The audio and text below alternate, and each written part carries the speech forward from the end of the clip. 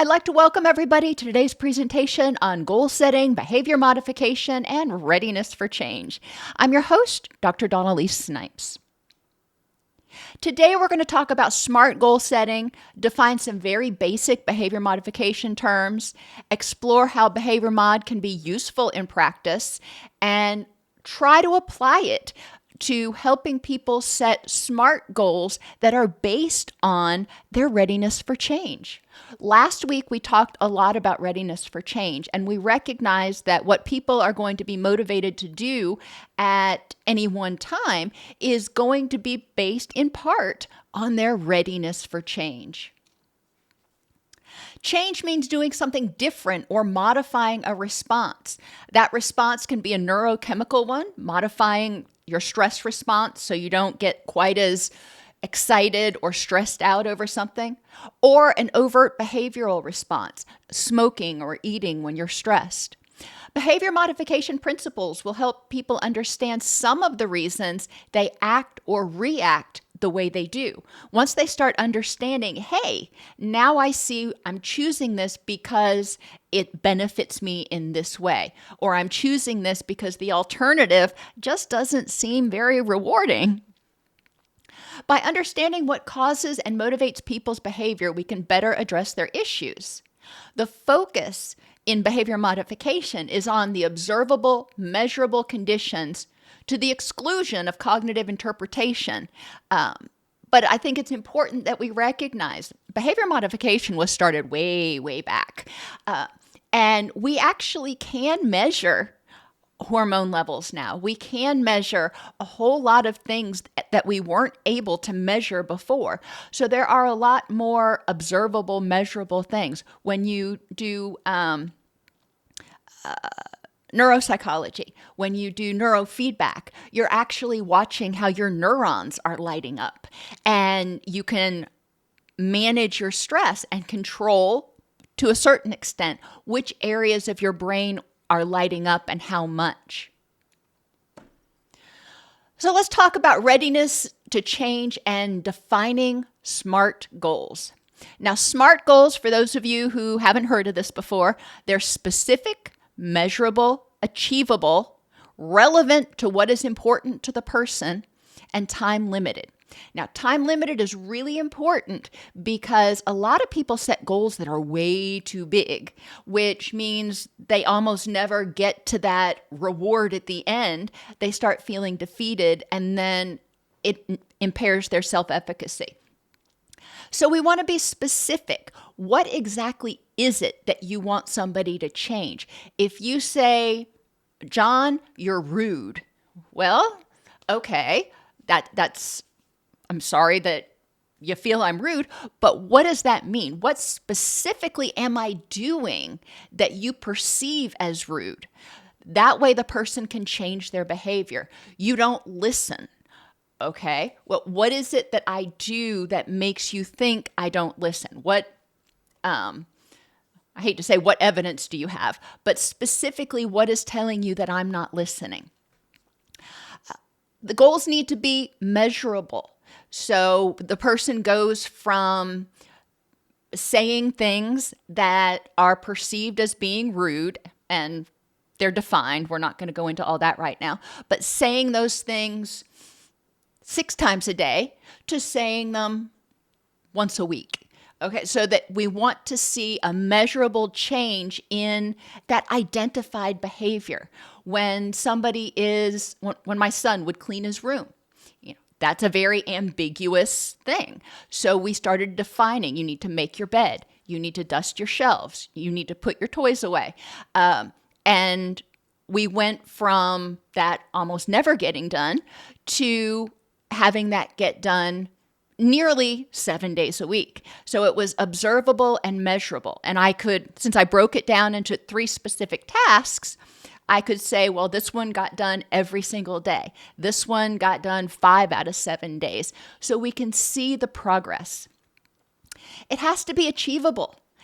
If you're asking somebody to do something that is too big, too involved, out of their scope, then they're setting themselves up for failure. If I wanted to go back to medical school now, I don't think that's really achievable. Now, for some people, it may be, but I don't have it in me to do a residency. I need my sleep too bad. And from a health perspective, I don't think I could do it. And honestly, by the time I finished my residency, I'd be retirement age. So, is it achievable? So that goal for me, probably not. That would not be a good goal. Asking somebody who has ADHD to focus for a super extended period of time on something they're not motivated to focus on, that's not achievable. You're setting them up for failure. Or having them try to focus when they are in a room that is like a bullpen at work, when there's all kinds of noise and chaos and activity. That's not achievable. So the goals need to be specific, measurable, achievable, relevant to what is important to the person. If you are, sorry, my nose itches today. If you are trying to get people to make a change, or if you're trying to get yourself to make a change, that change has to be relevant to something that's important.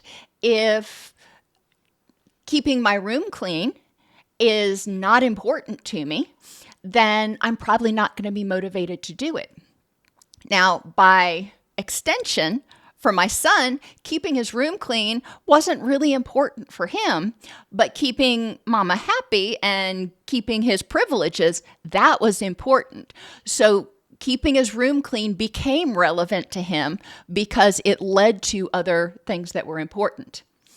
And time limited. Try to keep change as small as you can. Break it into chunks so it's a daily goal, a weekly goal. Yes, you may build on those so your weekly goals become monthly goals, become 6-month goals, but you want to have things to accomplish. When you start the semester at school, you get your syllabus, and when you start school, you have to finish 4 years. You have to graduate. That's a big goal. And that's way long out of the way.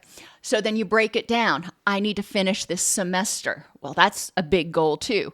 I need to finish this course. Okay, well, that's still a big goal. I need to finish this paper that is due next week for this course.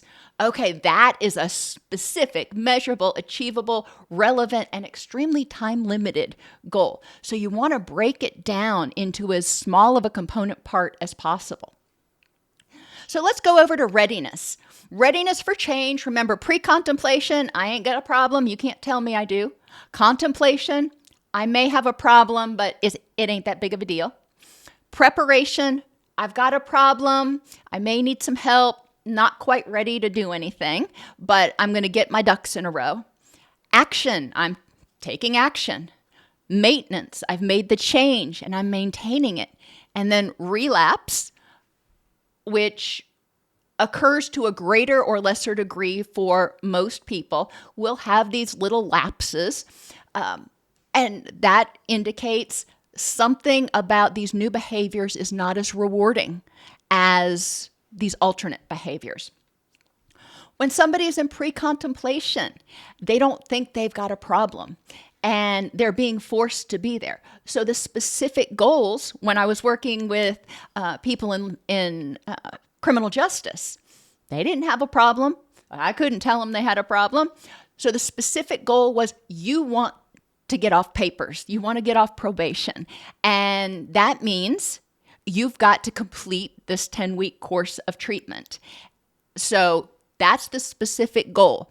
And my goal is to help you get as much out of that 10 weeks as possible. The individual's goal was very specific. I want to get done with this. I want to, get it past me. So that was it. Was it measurable? 10 weeks? Yes. Was it achievable? Yes. I was very clear. You come, you stay awake, you participate, you'll be done with me in 10 weeks. Relevant to what is important to the person, which again was getting off probation. And time limited, back to 10 weeks.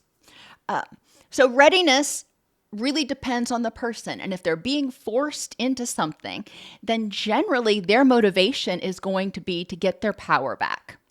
In contemplation, The person's considering that they may have a problem, but they're not ready to ask for help. They're not ready to turn over their power.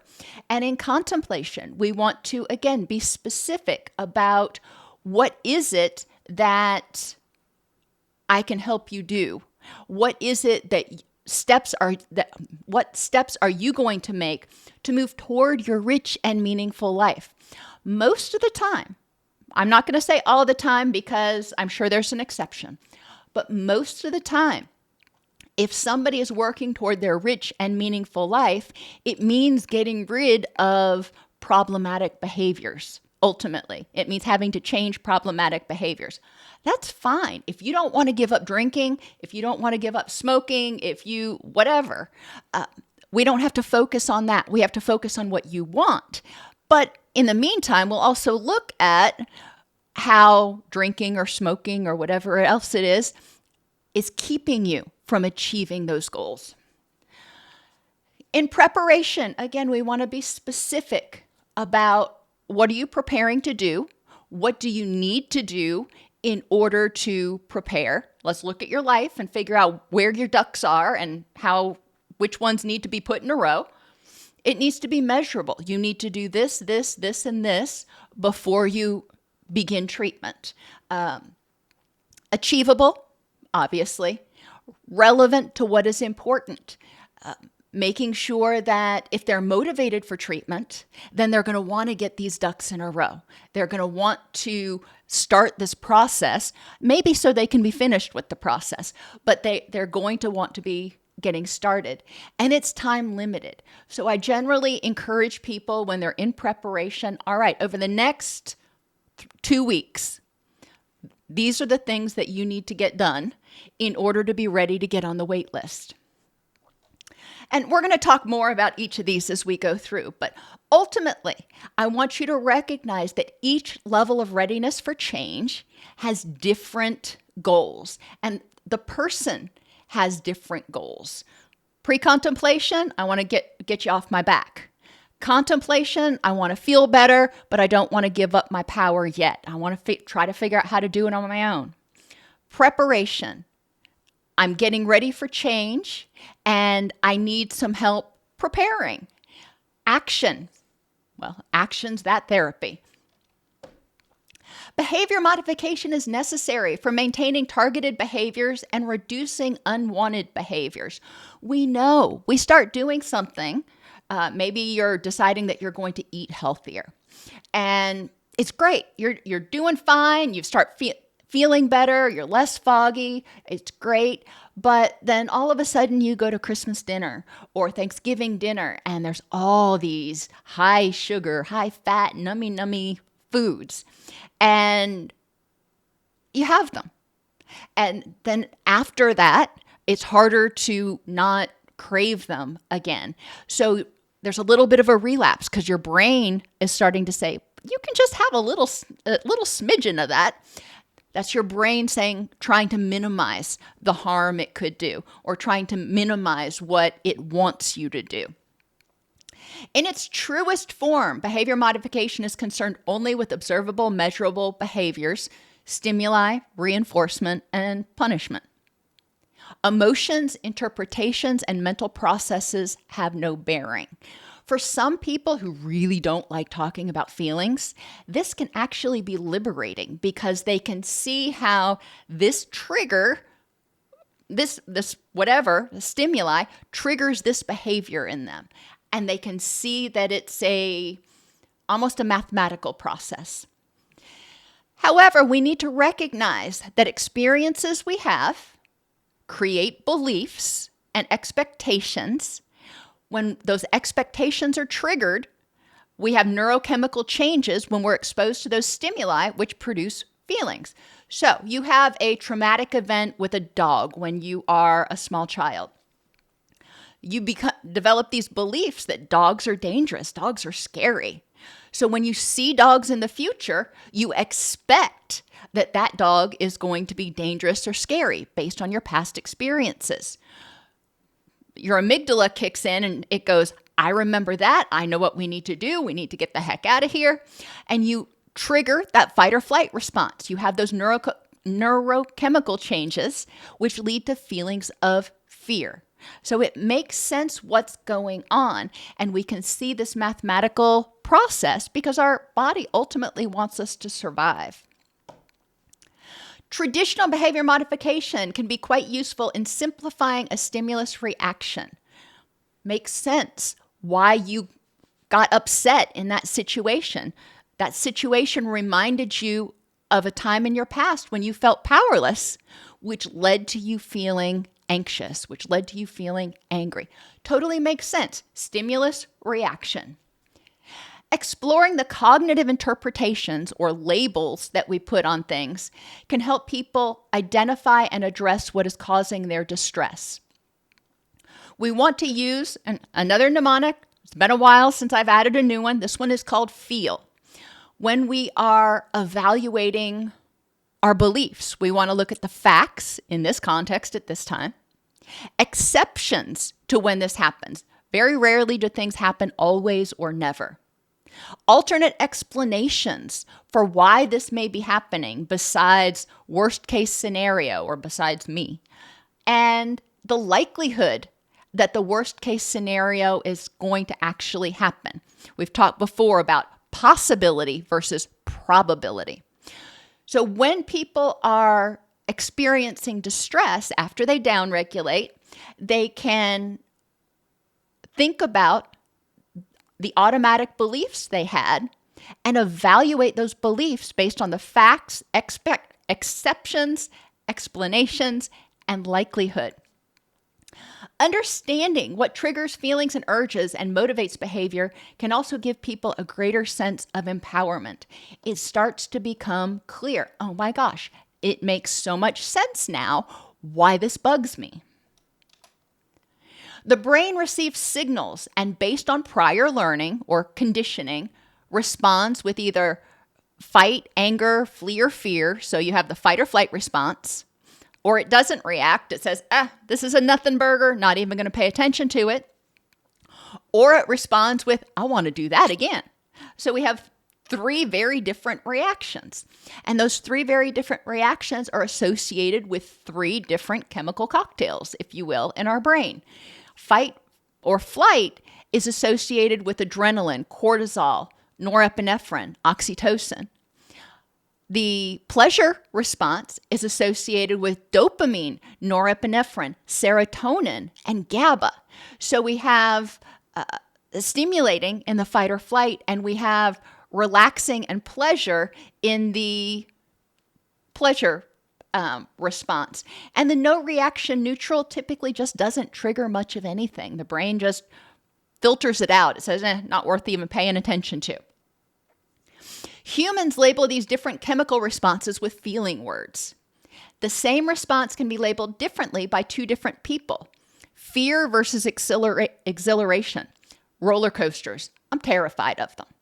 My primitive brain says you are not supposed to be going that fast in something that doesn't have a roof on it, at the very least, and probably not supposed to be going that fast downwards anyway, and definitely not upside down. But that's what my brain tells me. I have friends who love roller coasters, and it's exhilarating for them. Are we both getting an adrenaline rush? Yes.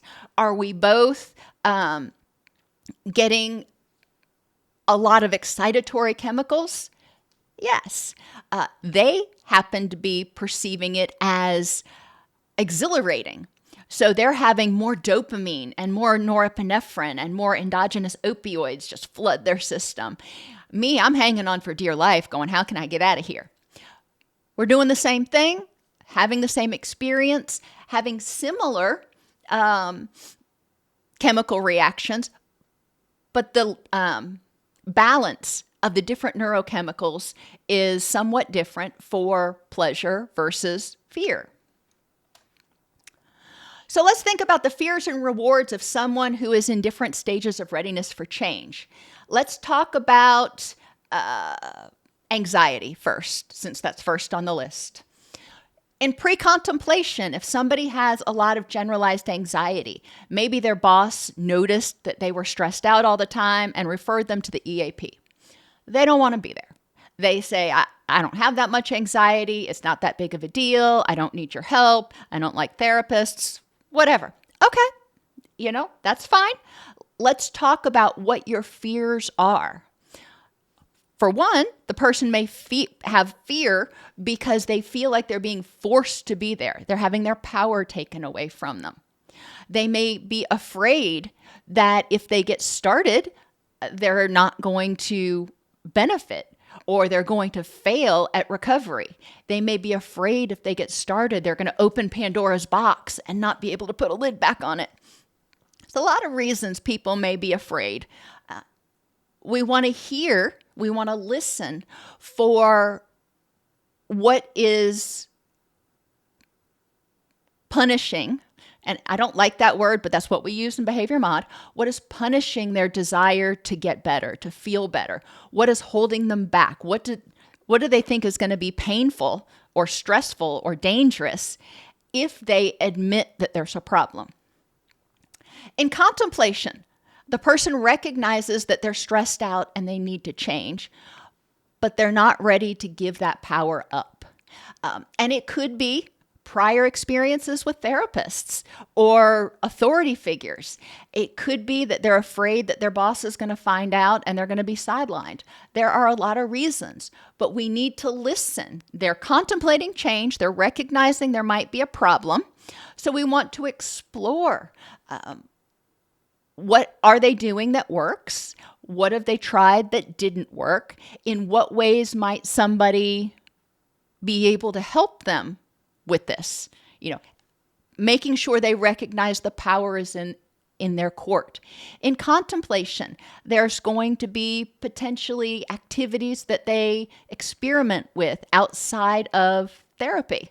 And if they're willing to do that, that's great. But we have to tie it back to make it meaningful and relevant to them. Why am I going to do this? Why am I going to do this homework?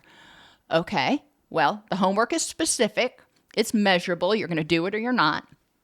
It's achievable. I'm not going to give you anything that's too big. How is it relevant to helping you meet your goals? Feeling better, getting out of therapy, whatever your goals are. And time limited. Typically, we give homework assignments that are on a week-to-week basis. In preparation, the person may be saying, I need help to change. And this is their fear. Their fear that once they start trying to change, they're not going to be able to do it all by themselves. Remember, trauma goes back to a loss of power and control and a sense of feeling unsafe.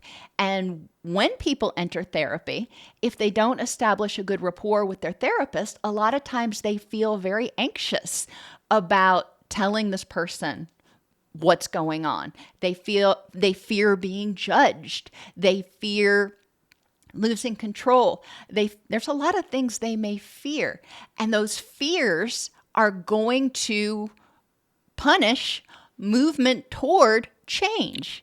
They're going to inhibit the person's progress toward the goals that you want them to achieve. So we need to go back to that decisional balance, and we need to be very authentic about the benefits of the current behavior and the drawbacks to change, and address all of those things in the change plan. The person who has anxiety is taking steps to change when they're in action, but it can get overwhelming really fast. And I have countless times worked with people who've entered treatment and they've been in that action stage. They're ready to start. They stop being sick and tired. They're sick and tired of being sick and tired. Okay, great. They get into it and then it starts hurting. Whether it's physical hurt because of the detox or emotional hurt, their heart hurts, they feel overwhelmed, they start uncovering a lot of guilt and shame, whatever it is, it gets unpleasant really fast. And they want to start backing out. It's like, okay, maybe I didn't have that big of a problem. And they'll minimize what's going on. In the action stage of change, it is so important that one of their goals is to make sure that they have an adequate foundation to help them cope with stress and manage distress before you start opening that box. If you open that box and they don't have the tools to deal with it, they are probably going to feel unsafe and powerless. And in outpatient therapy, it's even more important to do this because they're with you for 1 hour a week. They have 6 days and 23 hours left in the week that you're not there to walk them through a coping skill. So they need to be able to default to something. They need to know that during those other 6 days and 24 hours that they're not going to feel overwhelmed or consumed by these memories or traumas they've opened up or whatever's going on. In maintenance, the person has found their new normal, and that's great. What are their fears? A lot of times, one of the biggest fears is relapse. I found this, it feels good, I want to keep going, but every time I've tried before, I've relapsed. Or whenever I've made a change before, I've made a New Year's resolution, I've kept it going for 2 months, and then I've let it go. So what's to say that this is going to be any different? We need to help them set goals in maintenance to monitor their progress. We need to help them set goals in maintenance to increase mindfulness and to take action when they notice they're starting to lose motivation. You don't have to have an all-out relapse before you make a change. If you're being mindful, then you can be aware of your waning motivation, which means that those old rewarding behaviors are starting to kind of push through and go, you want to come back here, don't you? This was a lot of fun. Think about some of the things that we have people do. What are some of the fears or punishments and rewards for someone in each stage for the following behaviors? And we're not going to go through this super granularly just for the sake of brevity, but defining their rich and meaningful life. For some people, they may feel that their life is already half over, so what's the point? And it may trigger grief or anxiety, or they may be afraid that if they define this life, that they're going to realize that they can never achieve it, and then that'll be devastating to them. Most people, when they resist defining their life, what they want, what would make them happy, they're afraid of disappointment.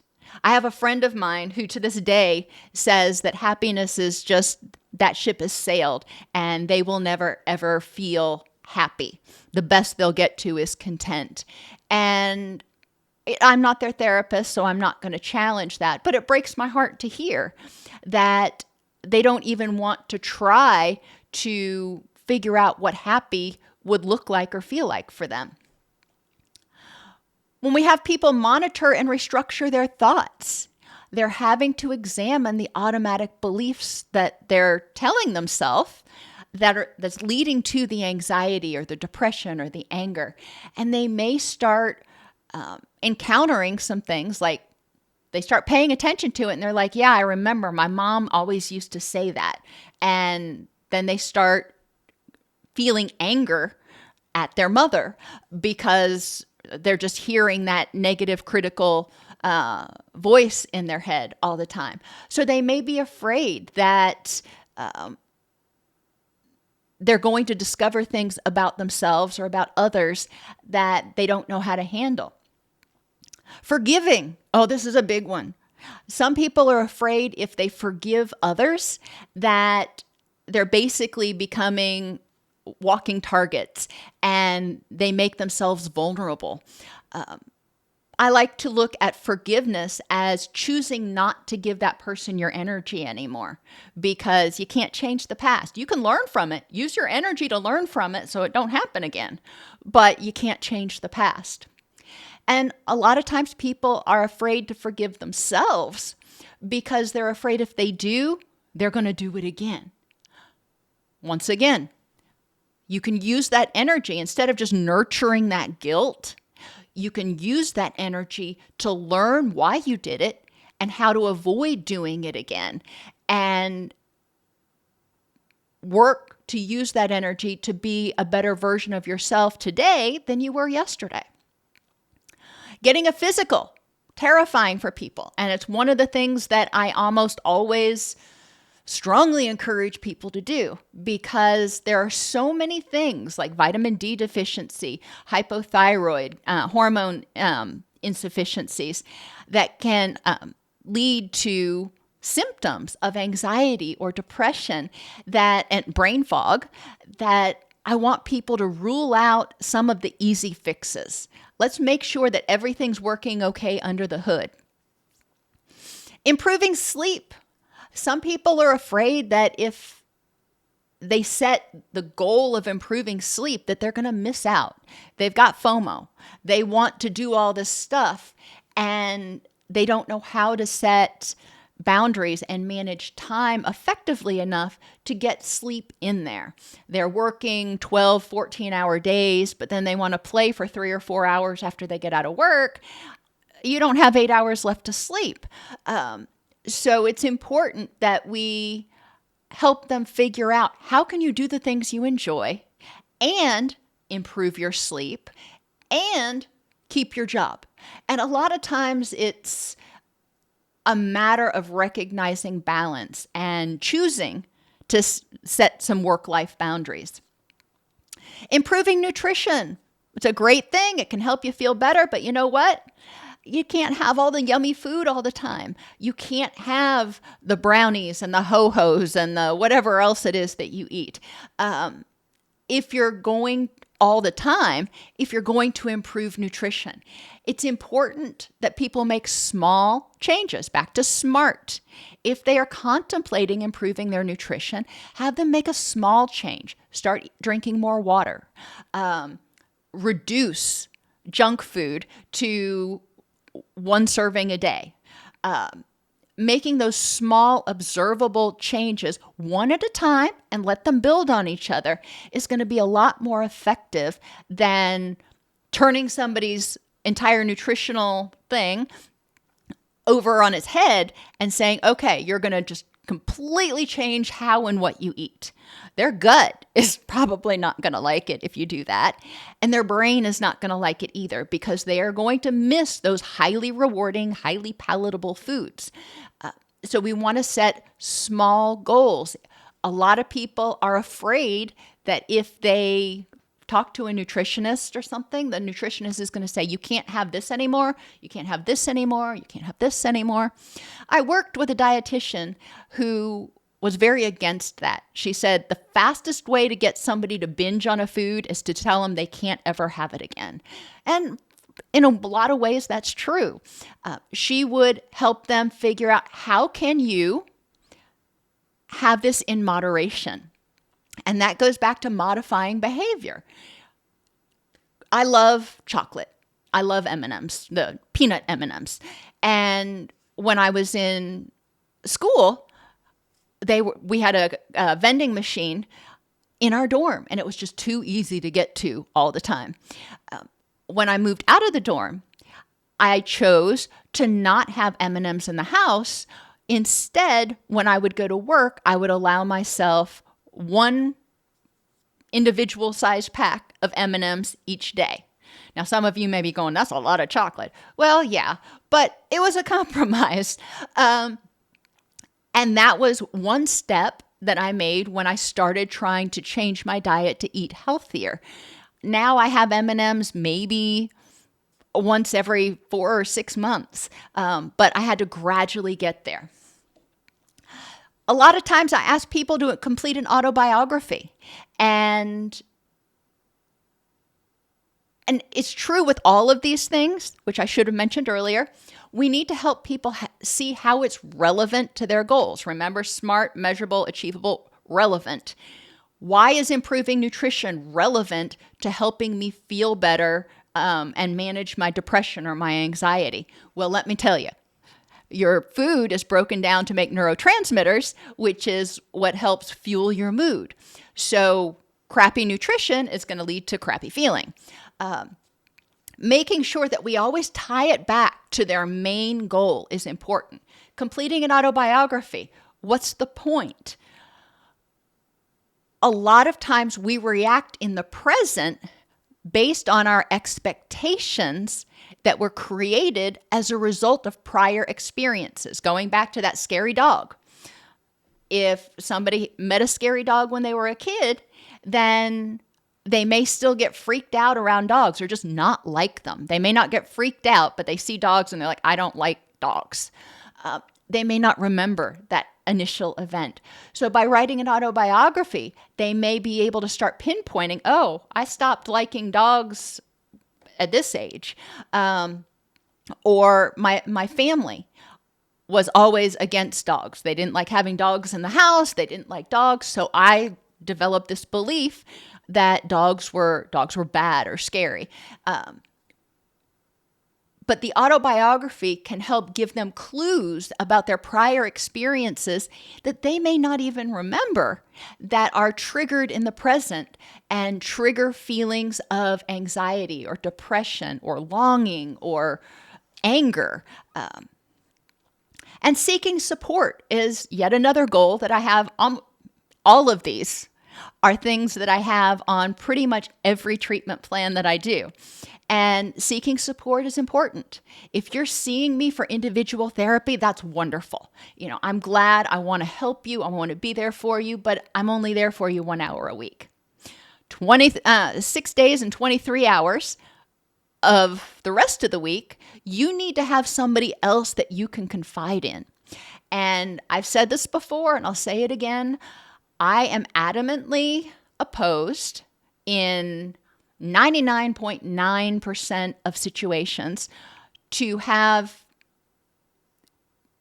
people as clients for more than 6 months to a year at most. People may need episodic treatment. They may need to come back periodically because things in their life change or they need a tune-up or something. That's fine. But when people are in therapy for years on end, it creates a dependency where they start believing that they need the therapist.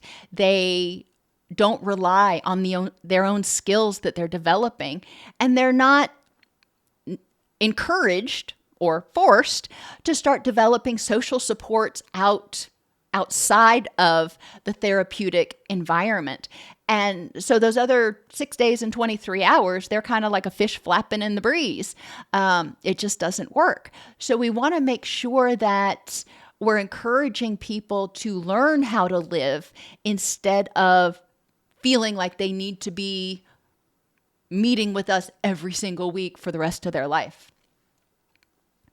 Behavior modification, basic terms, unconditioned stimulus and response. This is something that evokes an unconditioned automatic response in an infant as well as an adult.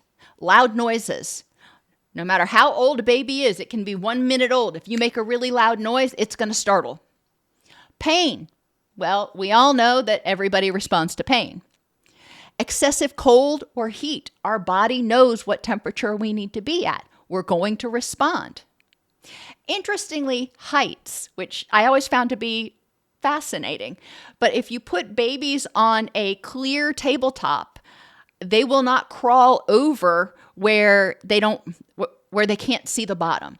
So they've done experiments where they've had a glass pane that covered a table, and then it extended out several feet, and the baby would crawl to the edge of the table, but then when it looked like they were going to fall off the cliff, they stopped. No, the baby didn't have any way of knowing that that would hurt if they fell, but there's something programmed in our brain that says you don't want to do that. And contact, pleasurable or painful contact. When you feel pain, you can be... you have an automatic response. They found that kangaroo care is super important for infants to help them bond with their caregiver, especially premature infants. And that contact helps the child regulate their breathing and their responses. But even as we get older, if you are in close contact with somebody, you tend to sync your heart rate and your breathing a lot more. Now, a conditioned stimulus is something that in and of itself has no meaning to the person until they have experiences with it. A yellow light An infant or a toddler has no clue what a yellow light means. It's just, it's yellow. Treatment or therapy. If you've never had experience with it, you don't have any opinion about it. If you've had experience with it, then you have an opinion. So it's been conditioned that you either think it's a good thing or you think it's a bad thing. Doctors, once you have experiences with them, it's conditioned that it's going to be a good experience or it's going to be a bad experience. We just start expecting it. Our reaction to that stimulus is a conditioned response. So if somebody was trained when they see a yellow light to floor it, to get through, then that's what they're going to do. Other people are trained to slow down and stop so they don't accidentally run a red light based on your prior experiences. Treatment or therapy. Some people embrace it. Some people become defensive. Doctors. Some people, when they go to see a doctor, they're just going to word vomit, confiding in about everything. For others, they're going to clam up. They have what we call white coat syndrome. They start to get stressed and they expect to be invalidated. They expect to be talked down to. They expect to be ignored. So their response a lot of times is just to clam up and not even to try to share. We want to help people recognize when you experience a stimulus in your environment that triggers your anxiety, if they're in treatment for anxiety. All right, where did you first learn about that? What do you know about that? And smoke alarms. A lot of us, we hear a smoke alarm and we get up and we look around to see if there's smoke. Well, that's a conditioned stimulus. We had to learn what that sound was, what it meant, and what to do. It was all very conditioned. When somebody hears a smoke alarm, if they've been in a fire before, it may trigger their anxiety response. And I know y'all get tired of hearing me share about tornadoes here, but when we have a bad thunderstorm and I hear the wind starting to pick up, I get anxious because I've been through some pretty ugly tornado seasons in Tennessee. And I know that's my conditioned response. When I was in Florida, I used to open the blinds and sit there and watch the thunderstorms and just marvel at the lightning. Not anymore. Conditioned stimuli and responses can almost always be traced back to survival. The fight, flee, fawn, freeze, or flop response. And we want to look at, I respond this way, like dogs. I love dogs. I will walk up to a dog that's foaming at the mouth and look like Cujo. I'm exaggerating. But I'll be like, oh, here, puppy, come here. Because my experience with dogs has always been very positive. But other people have not. And their conditioned response for survival is to stay away from something that's threatening. The discriminative stimulus is the stimulus that triggers the reaction.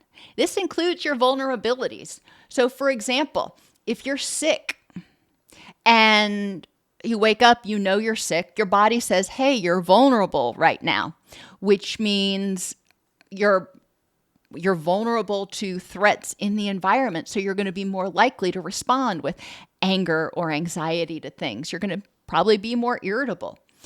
If you have a racing heart, that's a stimulus. What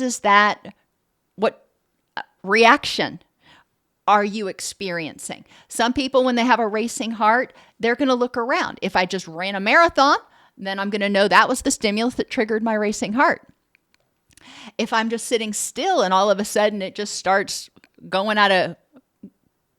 going crazy, I'm not going to know what triggered that reaction, and that's going to trigger an anxiety response. Recognizing when my heart starts beating faster, unless I can trace it back to something that makes sense, I'm probably going to get anxious because there's no overt explanation. The smell of smoke. If you've been in a fire, you're going to have a different response than somebody who has been camping all of their life. And they smell smoke, they think campfire, they think s'mores, it's a great thing. You smell smoke, you're like, no, I need to get out of here. Learned helplessness is the flop response. It's a response that occurs when people have tried and failed to escape the threats.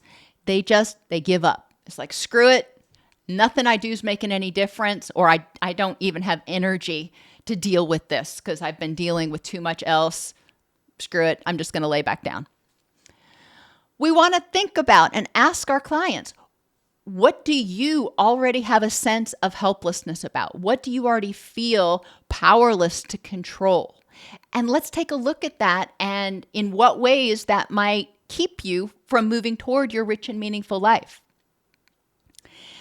How can we help people see observable differences between then and now? Facts in this context at this time. Then, we'll stick with the dog for a minute. You experienced this dog that was, by all rights, aggressive, we'll say. Maybe it really was aggressive. And it was terrifying, no doubt. This dog is not aggressive in the least. They are very passive. They're just sitting there. How is the situation different? Number one, you're bigger. You were a little kid back then, and that was very overpowering and overwhelming. You're a bigger person now, so you can defend yourself better, even if this dog did go all Cujo on you. Back then, that was a different dog. That was a crazy-ass dog. Sorry, crazy dog. This dog is just sitting there looking at you, wagging its tail. What do its nonverbals tell you about the situation? So having people look at the difference between the situation then and now, and between themselves, them and now. You're stronger now. You're more empowered now. You're smarter now. You have different tools now. You're safer now. In terms of measurable responses, we have excitatory responses where we get the adrenaline, norepinephrine, glutamate, cortisol. These come out when we have fight or flee, and recognizing our basic feelings as being a neurochemical response to a stimulus. That's all it is. It's a neurochemical response to a stimulus that we interpret based on our prior experiences, based on our prior learning. Even Pavlov's dog was exposed to meat, and that was an unconditioned stimulus, and he started salivating, and they'd ring the bell. And then eventually, based on his prior experiences, he learned that when that bell rang, meat was going to come. So they could ring the bell and he'd start double drooling based on his prior experiences. Neutral, inaction. A person has learned helplessness sometimes. It's not that they're ignoring it or saying, not a big deal. They ain't got it. They don't have any motivation to actually respond. Now, again, sometimes it's just not motivating in any direction, so they just let it go. But other times, they just can't. They just can't. And then the positive response is when we have serotonin and GABA. GABA is our relaxation. It's our pleasure chemical, along with your endorphins. And dopamine is your motivation chemical. And that comes out when we feel safe, when we feel empowered, when we feel happy. Stimuli that present a threat of loss, pain, or vulnerability can trigger the fight or flight response. Situations that the person perceives to present a threat of loss, pain, or vulnerability can trigger the fight or flight response. What are we asking people to do in therapy? We're asking them to be vulnerable. It's terrifying on some level, and that can trigger anxiety. It can trigger the fight or flight response. It can trigger a push away from change because change feels too threatening. And when we see that, we need to slow down and figure out, okay, what feels threatening? What can we do so you feel safe, so you feel empowered again? Through experiences, people learn what threats they can defeat, which result in fight or anger. If I can defeat it, then I'm going to come after it. Or which threats will defeat them. And those are the things that I'm going to run like heck from. A useful intervention is to help people identify the threat, What's going on right now that is triggering your sense of anxiety, that's triggering your anger, that's triggering your sense of hopelessness and helplessness? What's the threat? Why was it labeled? Why did you label it as a threat, that it was something you needed to fight or flee or you just couldn't fix at all? What experiences have you had that led you to have that belief? And then break down parts of the situation into the controllable and into the uncontrollable. Because in any situation, there are things that you can control and things that you can't. The dog. You can't control the dog. You can't, alter its mind and make it all of a sudden behave or all of a sudden become aggressive. The dog is the dog, and it's going to respond to its own stimuli. But controllable, you can avoid making fast movements. You can avoid pulling its tail or doing something that would cause it pain or to feel vulnerable. So when you're around a dog, these are safety measures we take. In terms of threats, fight or flee helps us survive. And we have basic fears, and we need to consider these basic fears when we're asking people to do things and depending on what level of change they're at. Loss of control underscores most fears. Fighting or fleeing actually provides us with control. It helps us protect ourselves. We have a fear of isolation or rejection. As humans, we are not meant to be hermits. We have an entire hormone, oxytocin, dedicated to bonding and survival. Primitively, when we are isolated or rejected, we are more vulnerable to death. We are less safe, and we can't procreate, which isn't good for the species. So we don't want to be isolated and rejected.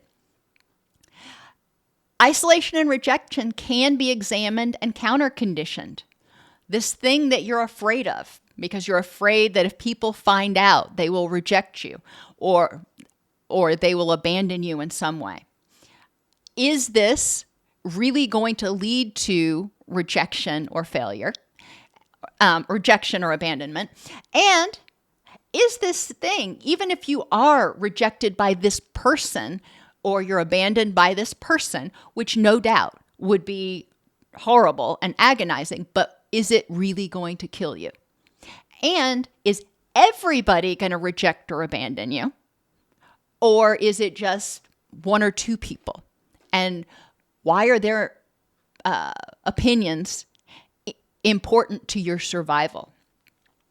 Examine the exceptions. Is everybody going to reject you? Or is it going to be a few people? And what are the alternate explanations if something happens and you are rejected by somebody? Is it you or is it them? We all have stuff. We all have baggage. And for a lot of people, they may get into a relationship and they start feeling vulnerable and they hightail it. That had nothing to do with you. They actually thought you were the cat's meow, but they started feeling scared, so they left. We all fear the unknown to a greater or lesser extent. When we don't know what's coming up, we're vulnerable to death and pain. It's like walking around in complete darkness. You don't know when you're going to run into the furniture. It can be examined and counter-conditioned. What is the probability that if I do this, it will end in death or pain? What's controllable about this? For example, if I'm walking around, the power went out, I'm walking around in the dark, I'm not going to be walking around really fast and running. I'm going to be shuffling my feet and feeling around ahead of me in order to anticipate what's ahead so I don't stub my toe on the table and experience pain. How many other times have you confronted an unknown and the outcome was positive or neutral? And this is very general. How many other times in your life have you confronted something that was unknown and it turned out okay? It's important for people to recognize because we remember, we have emotional salience for the things that turned out badly. We tend to forget or discount the things that we're neutral or positive. It's like, yeah, okay, that happened, whatever. But oh, this thing over here, this was horrible. We need to help people look at the totality of their experiences with the unknown. We fear failure. In reality, this protects us because if we fail at protecting ourselves from the hungry lion, we may die. We protects us from rejection. We need to look at the probability that if I fail, it will result in rejection, death, or pain. And to what extent? If I fail at recovery, if I'm in addiction recovery and I fail and I relapse, what is the probability that it will result in rejection, death, or pain? Will some people reject me? Probably. Will everybody reject me? Probably not, but I can't answer that for people. They have to figure that out for themselves. Will it result in death? Possibly. What's the probability there? And will it result in pain? Probably. And understanding that is important. So if somebody is entering treatment, we recognize that part of the reason they may be apprehensive about making a change is because they're afraid of failure and the resulting rejection, death, or pain. If I fail, is that pain related to the fear of rejection or loss of control? And what are the facts in this context at this time? If I fail, is it actually going to harm me in some way? Or is it triggering my fear of rejection and loss of control? And what are the facts? What do I still have control over? Who still accepts me?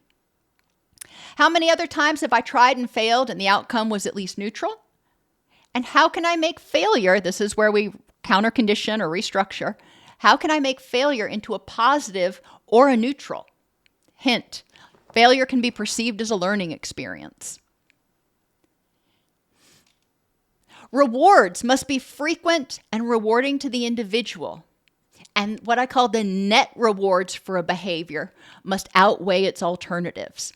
When I work with people in addiction, they say, recovery, you tell me how great it's going to be. There's no way that the high of recovery can match the high of, fill in the blank with whatever drug.